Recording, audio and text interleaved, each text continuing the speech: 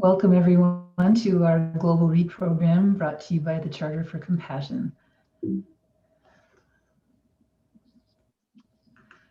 We're so happy to have with us today Dr. Julian Abel, who will be speaking about his book, The Compassion Project, A Case for Hope and Human Kindness from the Town That Beat Loneliness. Thank you to all of our generous donors who made this program possible for us today. Thank you so much. My email address is there, and I'll also put it in the chat room if you're interested in sponsorship in the future. And I'd just like to announce our upcoming global read for next month, Save Your City, by Diane Kaelin Sukra. Please join us on February 18th at 5 p.m. Pacific time. And we also like to let you know that just last week we started a 10-week online course of our compassionate integrity training. And so if you're not averse to starting a little bit late, we'd love for you to join us and register. If not, you can always sign up for February's course, which is the Science of Compassion. It starts on February 22nd. This is a 4-week online course. Again, we're happy to have with us actually 2 special guests. Our guest author, as I mentioned, Dr. Julian Abel, and we also have Sheila Gore with us, who is featured in the book and will be participating in our conversation today with our amazing host, Terry Ailing. I get the pleasure of introducing Terry, and he will be introducing our other 2 guests. But before I go ahead and do that, please know that you can use the chat room to ask any questions of our author or our special guest today. So please do that. And without any further ado, I'm going to introduce Terry so he can move us along. Terry commenced his role as spiritual care coordinator with Palliative Care Queensland in Australia in July of 2020, following almost 40 years in spiritual care roles. He also serves as spiritual care coordinator of Gold Coast Health Spiritual Care Services and of Hopewell Hospice Services. Terry's a member of the Australian Compassion Council of the Global Charter for Compassion. He's the lead for the Compassionate Cities Initiative and facilitator of Compassionate Gold Coast. He is a champion for compassion in healthcare with a specific interest in compassion at the end of life. He has completed interprofessional spiritual care education curriculum training and is completing his training as a facilitator of compassionate integrity training. Welcome, Terry, and thank you for being here. I'll let you take it from here. Thank you, Kate. That's very generous, and it's terrific to be here. Julie and I have met on a number of occasions and had conversations. I met Sheila for the first time yesterday online, and I'm very excited about this opportunity. The Compassion Project book that Julian and Lindsay wrote is a really significant contribution, not only about building a case for compassion and the story of what happened in the Frome town, where Sheila is a counsellor, but also about evoking and inspiring us to see what we can do in our own lives together with others to animate compassionate communities and compassionate cities. So this is a wonderful opportunity for us to come together. As we start, and before I specifically introduce our particular guest and ask them to speak, we do want to acknowledge the places from which we come and the lands of which we are a part.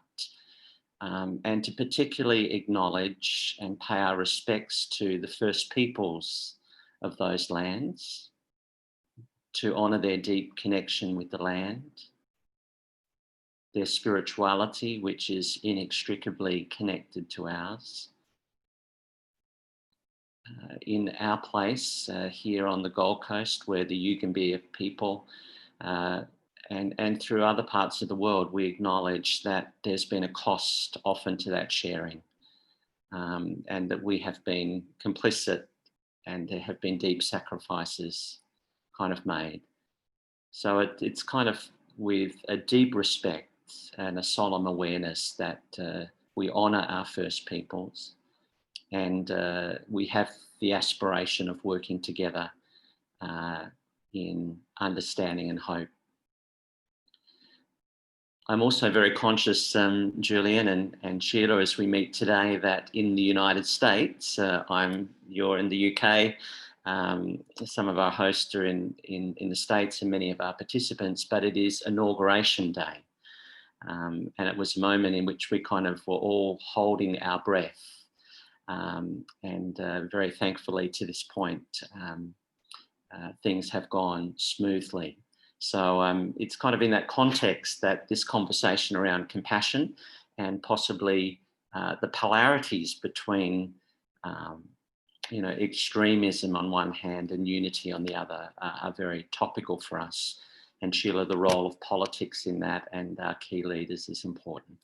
So let me introduce you to Dr. Julian Abels, our honoured guest. As you can see from our description in this webinar, Julian became a palliative care consultant in 2001, working in a district general hospital and a hospice. And although he's kind of retired from that role, that still very much fuels his sense of compassion. And over the last 10 years, he's been looking at building ways to animate compassionate communities from that platform, but across cities. He's been instrumental in establishing and leading the Public Health Palliative Care International Group. He's a renowned international speaker, publisher of professional papers, and with his colleague, Professor Alan Kelleher, are editors of the forthcoming publication of the Oxford Textbook of Public Health Palliative Care.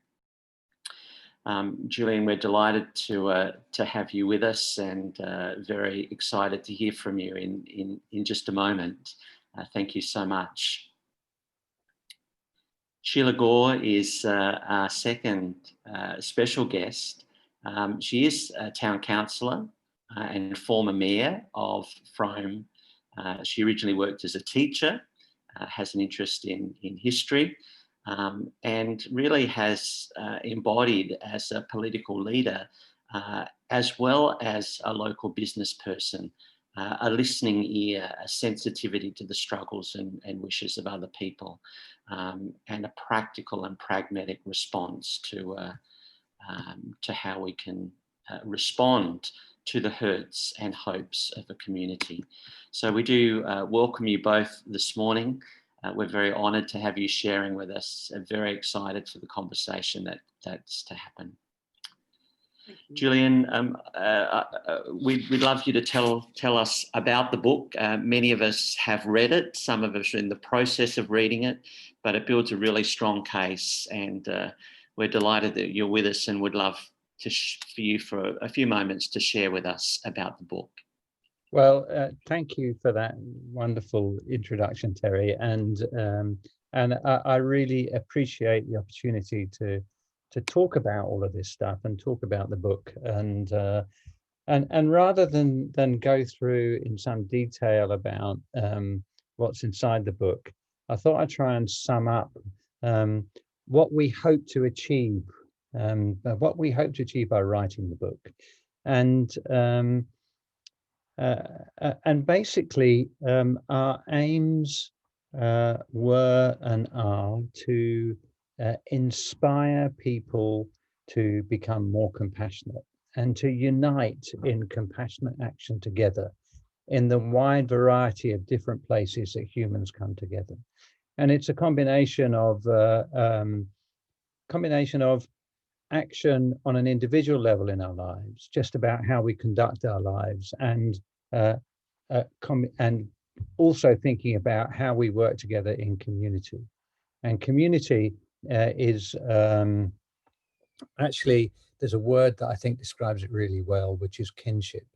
And particularly, appropriate because you've talked about Indigenous peoples and First Nations peoples in Canada talk about kinship as being kinship with people and place, not just our family members, but our neighbors, our community members, and the air we breathe and the water we drink and the land on which we walk and the flora and fauna that inhabit that land. And somehow building compassionate communities through personal inspiration is what we hope to achieve. And basically, we think there are three ways in which people make decisions. We describe about the three ways in the book, and one way is reasoning and logic. People make decisions, they listen to arguments, and they use reasoning and logic to try and figure it out. Another way is a really important, at least as important in reasoning and logic, is emotion. People are swayed by what they're feeling. And the final thing that we think, really helps people make decisions is inspiration and providing great examples. And what we do in the book is to try and provide a really convincing case that it's a good idea to be more compassionate. And I'm going to very quickly just go through some slides about that, which it's really only four slides. And hopefully this gives you some sense of why compassion is so important. And the first one is about social relationships, the heart of which is compassion. And social relationships are more effective than any other intervention we have at helping us live longer, reducing our risk of death. And the top three there are all social relationships, which decrease our odds ratio of dying. We're more effective in giving up smoking, drinking, diet, exercise. And to give you some idea of the range of this, the one down the bottom is a drug treatment of high blood pressure. And the impact of social relationships dwarf the impact of treatment of high blood pressure. So if you're a medical person and you want to use the most effective treatment, social relationships are the most effective treatment you have, the heart of which is compassion. The second reason is that when you look at the impact of loneliness, the impact of loneliness is huge, with a 30% increase in early death, 50% increase in risk of dementia. If you already have a disease such as heart disease, you have an enormous increase in your risk of dying and your risk of hospitalization. So what's going on here is not just something in your mind. It is deeply bound into who we are as human beings on a physiological, biological, biochemical, hormonal level. And then there is the Harvard and Glueck studies of adult development, and I really recommend a great TED talk about this by Robert Waldinger, the 4-study leader, going on since 1938, tracking the lives of men every year. And the conclusions of the study leads is that if you want to lead a happy, healthy, long life, it is all about warm relationships. This is more than just having a nice time. This is the depth of human connection we have. And the reason that this is the case is that we can find the answers for this in our physiology, our biochemistry, and our hormonal health, and in particular, the socializing hormone oxytocin, which we find in all animals, all vertebrates. And if anyone's seen My Octopus Teacher, you'll see it's not just vertebrates. It's such a great film and well worth having a look at. But the point about this is that socializing behavior, the potential for compassion, is the result of hundreds of millions of years of evolution. And human beings are the most social of animals. And the point is that we survived through supporting each other and helping each other out. Survival of the kindest is a much more appropriate term than survival of the fittest. And what we talk about in the main part of the book is that about what went on in Frome, because the results in Frome, which we weren't aiming for, showed that you had whole population emergency admissions to hospital. And this has never been achieved before. And in Frome, they went down by 15%. And in Somerset, the county in which Frome sits, of 500,000 people, went up by 30%. And this is a completely unique outcome. And it's a byproduct of everything that went on. And just to give you a sense of how we did that. And what we talk about in the book is we talk about how it was a combination of changing the way that the medical practice works and building compassionate communities, which was in part done through the medical practice and in part done through the enormous help of Sheila and the town council. And what we go on to talk about in the book are the profound implications of having something so measurable. You can measure in a really clear way about the outcomes of compassion and that the implications of that are deeply profound. And there are implications for our health services, for our community spaces, for our neighborhoods, for our schools, for our universities, for our environment, and in particular, our politics. So the book is hopefully persuades you all. If you read the book, you hopefully feel so inspired that you just run out and be compassionate all over the place. That's the plan. I hope it works. We need it.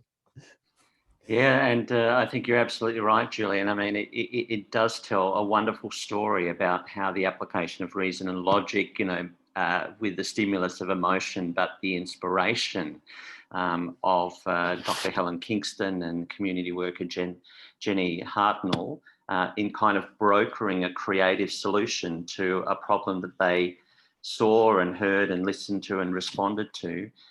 Could make such an unexpected difference. I mean, as you said, it was an unexpected consequence, the impact on the hospital admissions. And often when we apply kind of the deep wisdom of compassion, then it produces unexpected outcomes. But to be able to measure that, as you've done there, and to be able to document that in the research is enormously helpful in helping people pay attention. Thank you so much, Julian. You've given us a lovely segue into Sheila's input at this point, and there's after Sheila's had some input, we'll kind of have a wide-ranging conversation, I'm sure. But Sheila, one of probably if there's a fourth dimension to that, it's perspiration, inspiration and perspiration, that we get inspired, but we need to do the work. And often communities that are quite inspired and animated knock up against councils, and we, butt heads and can't get things through. So we're all acutely aware of the significant role our political leaders and councils at every level play. So we're delighted to have you with us, and we'd be keen for you to share with us your part of the story, because you feature in the book. And to perhaps bring us up to date with some of the more recent developments, including what's been happening as a response to COVID. Sure, thank you so much. I think I should just sort of set a little bit of context. So Frome Council is a parish level, so it's the sort of most embedded.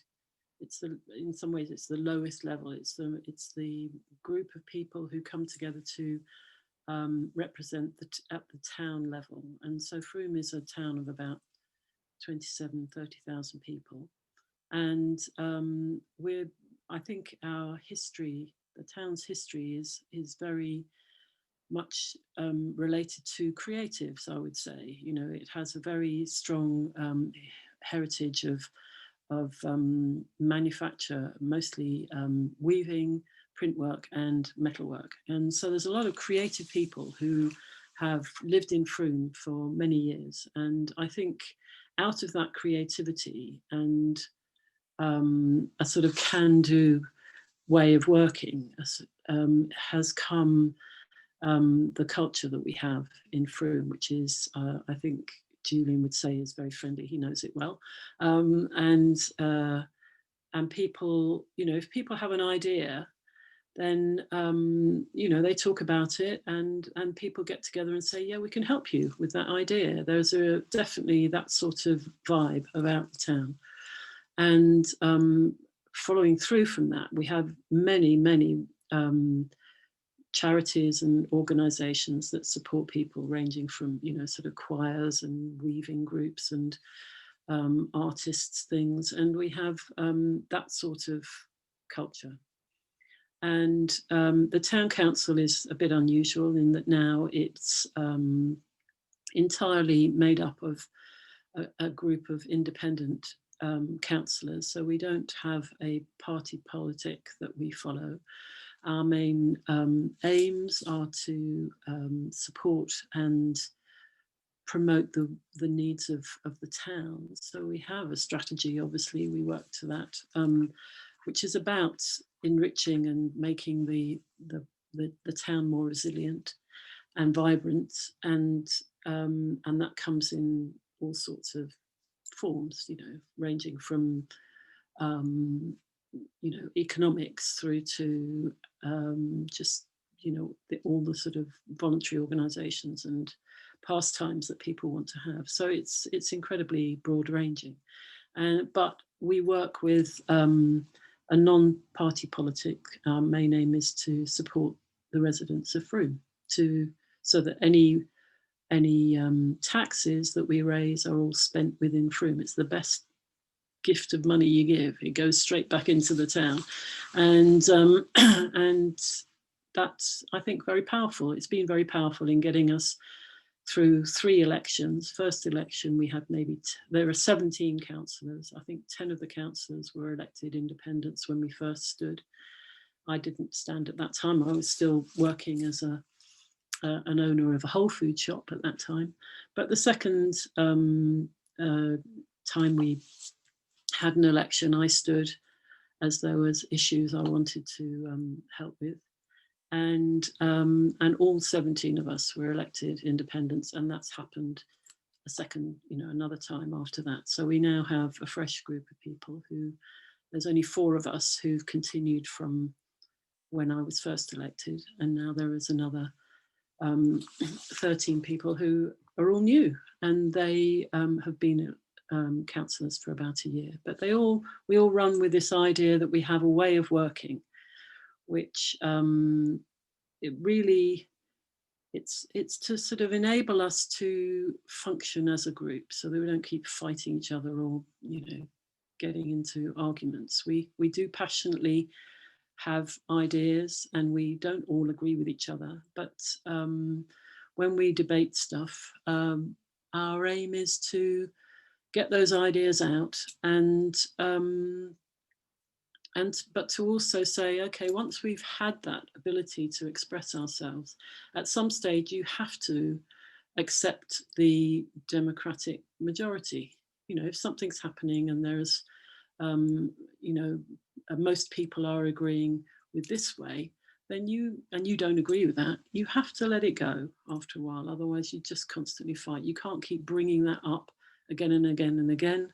It just causes for fraction, and that isn't valuable or powerful. It just causes problems. So, you know, it doesn't mean that people don't get upset or don't struggle or don't have trouble working all that out. It does mean, though, that it is a way of working that in the end you get action rather than just, you know, squabbling. So that's what we do.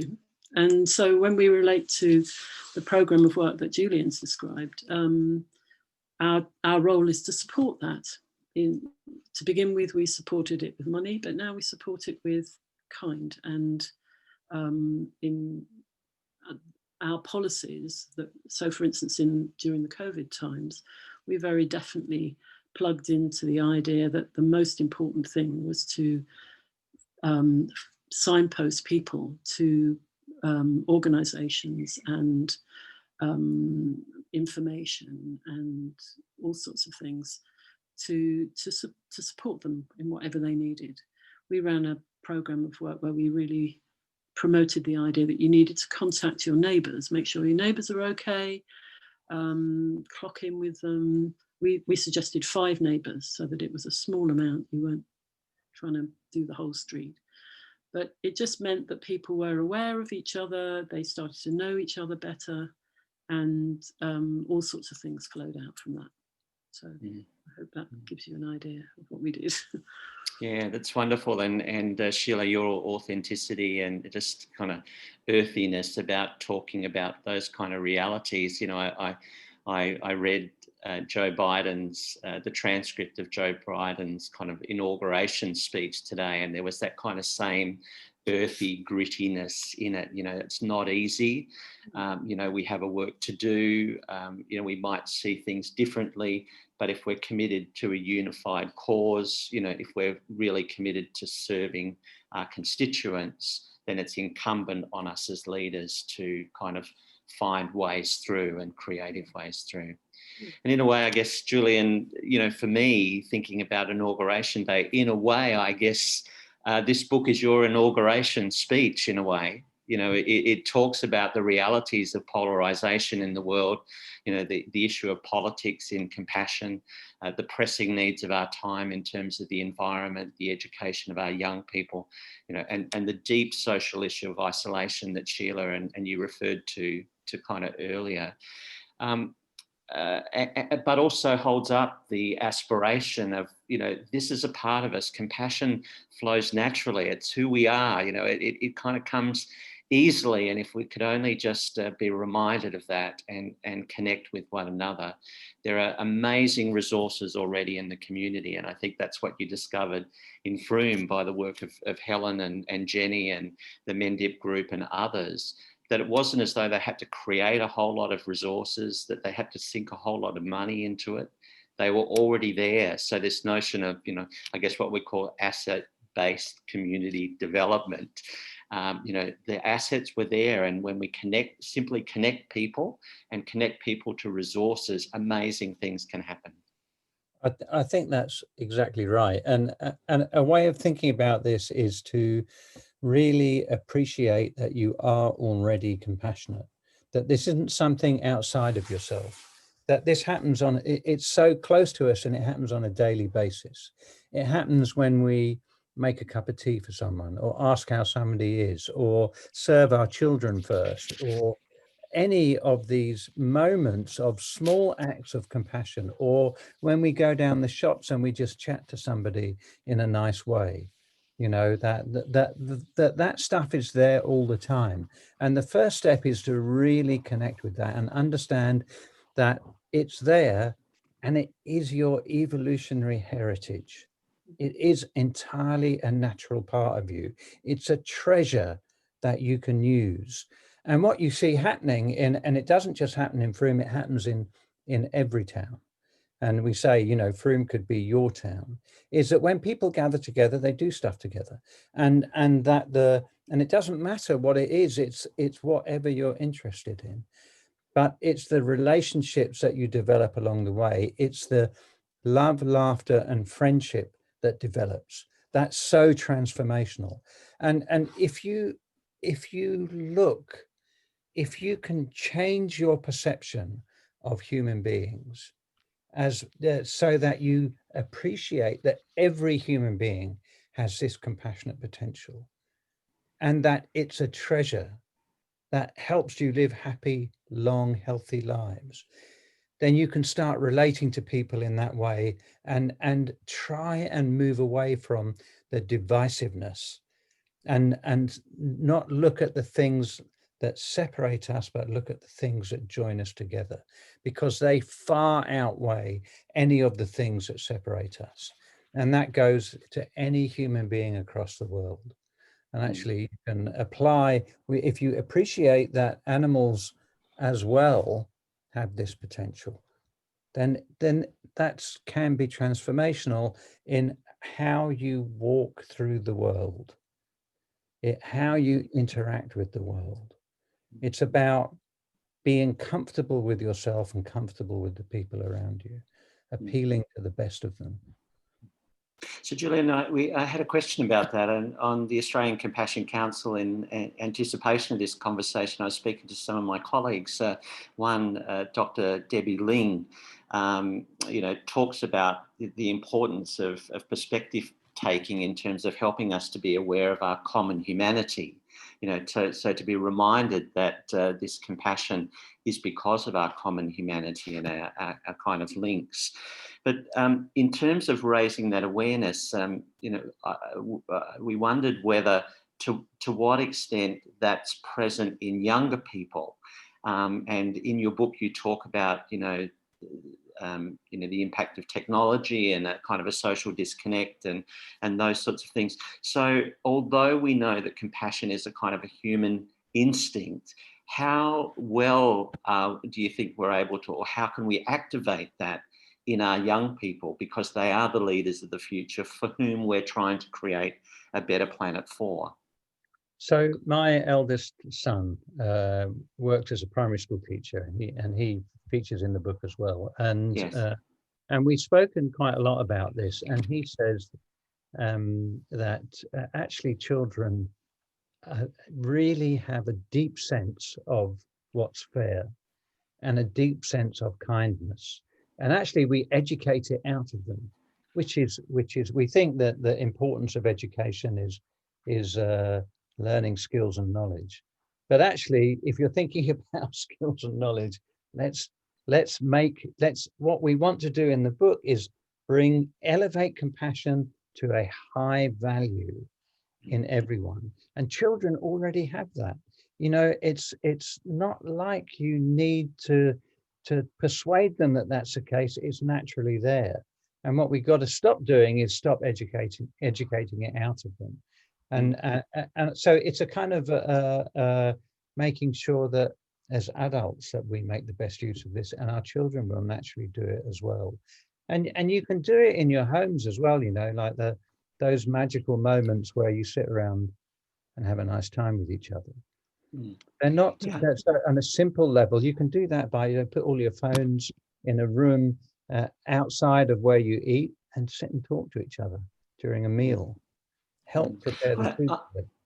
I'm wondering as you talk whether there kind of might be a missing generation, because in a sense what seems to happen is that we intuitively know that as children, and we're being much more intentional about the ways in which we open that to children. I know with the Charter for Compassion we have global partnerships with the Think Equal program and the Dalai Lama's social, ethical, emotional intelligence, which are very much focused at preschool age children and children in K to 12.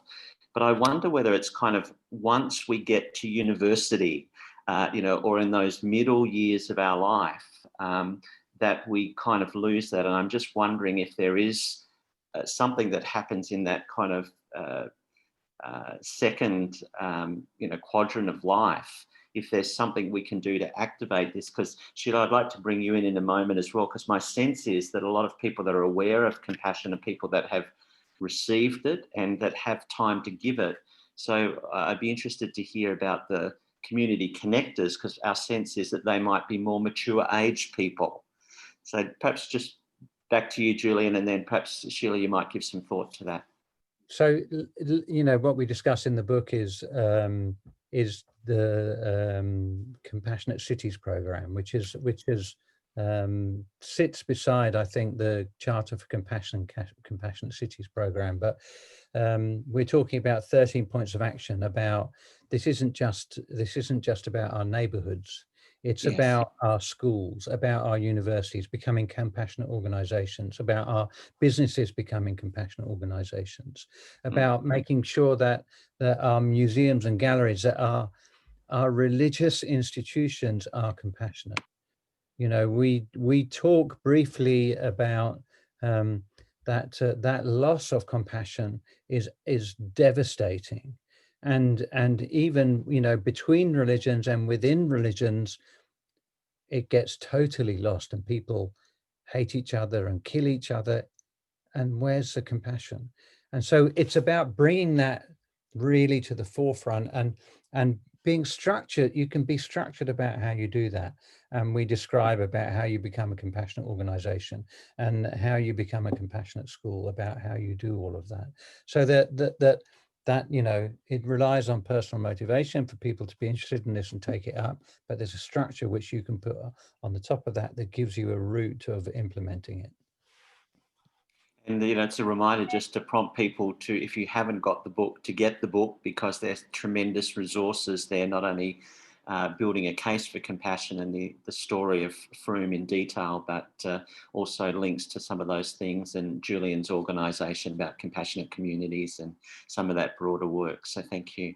Sheila, is it the case that in Froome that a lot of the people doing the compassionate work are people, more mature age people that have been recipients, that have been broken open by the experience of life and have the time to get involved? I'm not sure about that, actually. I mean, I think Julian's right. You can see acts of compassion anywhere you look, if you're looking for it. I think, even I was just thinking while you were speaking, Julian, it could be like a football club, and there are football clubs in town where, when I was mayor of the town, you get to see all sorts of organisations that I wouldn't normally get involved in. I don't have my own kids, and so therefore I don't go to football clubs on the whole. And I was asked to give the prizes, and you wouldn't believe the kindness and care and support that you could see in that room, from the parents to their kids, from the kids to each other. They were all dressed up and slicked up, and they were really supporting each other to get these prizes. It was just fantastic. And though it might be seen as a sort of competitive situation, it wasn't really. They were a club that wanted to really honour the kids that were doing good things, and it was great. It was absolutely great. And we might think of choirs being mostly populated with older people who want to get together and sing, but there are examples of all sorts of different things at all sorts of different ages. And I think there is I'm sure you're all familiar with the idea of head, heart, hands, and the idea that when you get involved in something, and that might be you're using your hands, or using your body, your heart gets involved, and then your head gets involved. It actually all connects up. So simply just doing stuff is a compassionate action, it seems to me. And the other thing that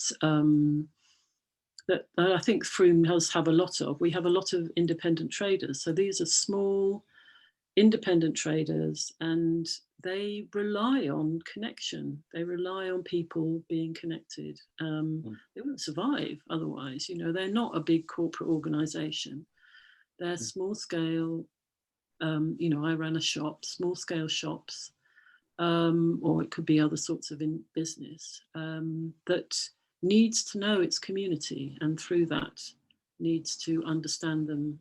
And I think that's a compassionate action too. So just to butt in, sorry, Terry, but you think about the community connectors and what are community connectors? Basically, community connectors are people who know about all the stuff that's going on in the community, because it's contained on the directory of community resources, which you can look at on the Health Connections Mendit website. They know about the presence of the talking cafes, and there's a training that takes place between 20 minutes to 2 hours about how all that stuff is there. And it means that if you're a cafe owner or a librarian or a hairdresser or a community support officer, or actually all of us are community connectors, that when you're going about your daily business, that if somebody says, I've got this particular kind of problem, you can say, well, I don't know the answer to that problem, but I know where you might be able to get help. And in that moment, you get this little compassionate explosion of kindness. And we know that the people who are trained as community connectors have about 20 conversations a year just about stuff that's going on in the community in their daily lives, whether you're a taxi driver or it doesn't matter what. And so far, 700 people, more than 700 people in Froome have been trained as community connectors. And that means that you've got 14,000 conversations a year in a town of 28,000 people about how the town of Frome, how the people of Frome can help the people of Frome. So much so that Frome now has a reputation for being a friendly place because people have got friendly ears. They're listening out for that friendliness. And people are even moving to Frome because of its friendly reputation. And the amazing thing about that is that you through word of mouth, Yes. you can have a deep dive into the community. It's Yeah. extraordinary. So I guess, sorry, Sheila, one of the questions I'd like to ask you both, and we probably just have a few more minutes for this free range conversation because I know that there are other questions coming to us through the chat box. But the issue of scalability is something that's important. I know that in our compassionate cities in Australia, we have, strong engagements from smaller communities and city councils. But when you escalate it to a bigger city like the Gold Coast or something like that, it becomes more complicated. How engaged, even in a small city like yours, a small town like yours, Sheila, are all the councillors on board with this? Are they all engaged in it? Are they all as switched on to this? Or is it still hard, even in a small council, to get that buy-in? No, I don't think it's hard to get a buy-in in our council at all. They might not call it compassionate community, they might call it something else, but yes, I would say we're all committed to actually what I wanted to say, we're all committed to supporting our residents. And but one thing that's come out of the COVID year is the very strong desire to work at a neighbourhood level, to actually bring it right down to a street level. We found that was very powerful with that first round of action, which was looking out for 5 neighbours, and lots of little groups were set up, and things like sharing boxes. So we've got little boxes all over town that people pop, the book that they've just finished, or some little packet of seeds that they might have that they're not using. And we have things like, all sorts of things like that. But what it is being very located at quite a small scale. So, the street becomes the important level. And then it operates on its own. We don't need to get involved. It's something that's actually self-generating, and we might support it in different ways, in that we might promote action. Like this week, apparently Monday this week is supposed to be the most depressing day of the year, and the Samaritans in this country put out the idea that instead of it being Blue Monday, it should be Brew Monday. Why not have a cup of tea?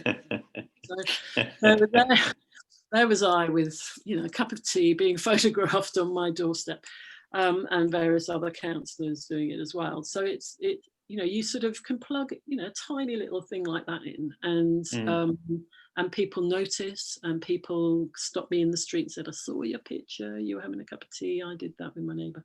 It's that sort of tiny little nudge gets another little thing happening. So, Julian, just before we kind of close this part of our conversation, and thank you, Sheila, because you're bringing us back to the personal level and the neighbourhood level. Julian, in terms of scaling this up, what happened in Frome, can it happen in cities of 2 million people, of 20 million people? How confident are you in being able to scale it up? Yeah, definitely, no question. It just requires people to want to do it, and it's built on enthusiasm. And we started a project in so Cardiff is a big city in the south of Wales, and we started a project there. And you make it, one of the ways of doing this is, rather than thinking about having a big bang, you've got to do it everywhere. Choose one area, make it work well, learn the lessons of how to do it, and then implement it more broadly. And it does, if you're wanting to get the outcomes that we had in Frome, if you want to reduce the emergency admissions, you have to implement the whole model. And you have to adapt it for your own environment. but you don't have to do it like we did it. You just have to have the components there, and that includes transforming health services, and that does take effort and attention. But having said that, and you get the return on investment, hugely, 6 times the money that you just simply on avoiding emergency admissions, never mind stopping, preventing people getting unwell and all of that kind of stuff. But there's a reason for doing this, just because we want a nice place to live. And then it's what you really want to do is develop a global pandemic of compassion. Is that you want to infect people with this. And so you talk about it and run projects and persuade your city councillors and persuade your businesses and your educational institutions that actually doing this is a really good idea, because it's how you live healthy, happy, long lives. So you have to be little beacons of compassion yourself. Julian and Sheila, thank you so much. This conversation for me, and you could go for a while. We're going to open it up now to Kate and to some other questions and that are coming. But I was inspired, just as I close, Kate, with this words of this prayer offered at Joe Biden's inauguration by Reverend O'Donovan, which is a kind of good summation. Today we confess our past failures to live according to our vision of equality, inclusion and freedom for all. Yet we resolutely commit still more to renewing the vision, to caring for one another in word and deed, especially the least fortunate among us, and so becoming a light in the world. There is a power in each and every one of us that lives by turning to every other one of us. A thrust of the Spirit to cherish and care and stand by others, and above all those in need. It's called love, compassion, and its path is to ever give more of itself. Thank you so much. It's been a great privilege. And Kate, take it away, mate. And I'm sure this stimulates a lot of conversation, and we look forward to continuing that. Thank you. Thanks, Terry. Yeah, I just wanted to bring in some questions from our audience. First, there was someone who wasn't able to join us, so they mailed in a couple of questions, and so I'm just going to read those off first. Could you expand on the training of community connectors and health connectors, and could this training be rolled out elsewhere? So the simple answer to that is that if you look on the Health Connections Mend It website, you'll find information on that, and it needs local adaptation, but it can be and is being done everywhere, all over the world. And in particular, if you want to find out more, if you explore the website and get in touch with Jenny Hartnell, that she is incredibly helpful, and you can access training packages and support. Yeah, I checked it out. I checked the site out today, and there is absolutely masses of information there. You can learn an awful lot. Lovely little video clips of community connectors and all sorts. It's very helpful. Excellent, thank you. And the second part or a second question that this person had was, could you say more about Bewick's conclusions and way of working, more compassion education, life enlargement, etc.? So ways of working is Sheila's thing. Okay, well, if you really want to get the full deal about how the council works, then it's in a book called Flat Pack Democracy. It was written by one of the first councillors, and it lists our ways of working, which are fairly basic, and you can find a lot of information in this book about how to get that operating. But as I said before, it's mostly to do with agreeing to agree at some stage. That's basically it. So Sheila has a fantastic way of understating things, and but in those words there's so much, because we've been led to believe that party politics is the way to go, and that if you don't have party politics, everything falls apart, and you have people fighting like cats and dogs. but actually the ways of working is profound, because what it says is that actually we can have different opinions, and we don't need all to sign up to the same opinion, and we can find ways of agreeing with each other, and we can work through the hard bits, and that the commitment is to the ways of working rather than saying that our view is right. And this is a new politics. This is a way that democracy can take place without divisions and fighting and all of the terrible things that we see happen. So it's you know, Sheila has said it in her, you know, understated way, but actually it's really, really important. Yeah, and it doesn't always, you know, it doesn't mean that we don't fall out occasionally or we don't get it wrong occasionally. It just is so valuable. And Peter McFadden, who wrote the book, he's worked with lots of councils all over the country and all over the world. And he says that, you know, when it doesn't work is when you don't have that way of working actually sorted out from the start. Because, you know, people, I was watching Life of Brian the other week, and it's that whole thing about little tiny groups of people start falling out because they have a tiny difference amongst each other. And, you know, if you agree that actually what you want to do is come together and work for the benefit of the town that you're representing, you know, that's powerful stuff, and important to remember that in the end, it's not about your personal passion that is the most important thing. You have to let it go occasionally. It's about the group. And for those people who are interested, I've started up a podcast on the presence and absence of compassion called Survival of the Kindest, which you can find on the Compassionate Communities UK website. And I'm delighted to say that you can listen to Sheila being interviewed, but you will also be able to listen to Peter McFadden being interviewed about flat pack democracy. And so you can find out more that way as well. Yes, he didn't tell me that, Julian. A couple of weeks' time. Oh, great. There's a question here from Olivia. What surprised you most on this journey? What was a challenge that stood out for you that you were able to overcome or not? And if you could speak to that, either one of you would be awesome.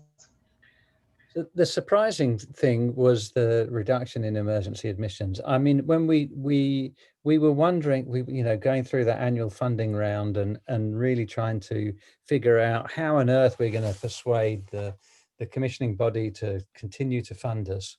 And we thought, oh, I can tell you what, let's see if it's had an impact on emergency admissions. And when we saw them, honestly, our jaws hit the floor, because it had never been achieved before. You know, it was astounding, and we were absolutely amazed. And I think the biggest challenge is actually not communities, it's organized bodies, whatever they are, that they are so resistant to change. And you know, there are a whole variety of reasons for that. And amongst one of them is insufficient compassion. Insufficient because that leads you to going, no, we do things that way here, or my way is best, or, you know, whatever the organizational inertia is. And that is a huge challenge. But if you can, you know, you have the resilience and the kindness and the patience that, you know, one of our major outcomes was about transforming working lives. So we knew if this was going to be adopted, it had to make the life of the clinical teams better, because their lives have become so hard pressed and so difficult that unless we fitted this into working practices and that people felt grace in their heart for being involved in this project, it wouldn't work. And one of the transformations that we see is, you know, doctors in particular are saying, oh my God, this is why I went into medicine in the first place, you know.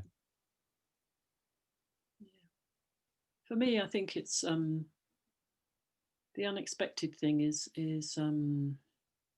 how something I thought was going to be, the things that I thought were difficult are actually not as difficult as it seems. On that the podcast Survival of the Kindest, I say to Julian, well, Julian asked me about being mayor. I really was a reluctant mayor. I'm not good at being very public or speaking in public. And so I did it there were good reasons why I did it. And I learned masses from it. And so those things where you put yourself in a place that feels uncomfortable, but ends up being really, really transformative, you learn a lot. So that's good. I'm not good I had to write an article for the paper every week. I'm hopeless at writing, really terrible. But once you've done 52 of them, you get quite good. Yeah. Well, this has been such a rich experience, Julian and Sheila. Thank you so much. Just in the context of what's happening globally at the moment, I almost feel like saying President Julian and Vice President Sheila. And it was interesting that, this, hopefully we are seeing today, a reminder of the transformative difference that compassion can make.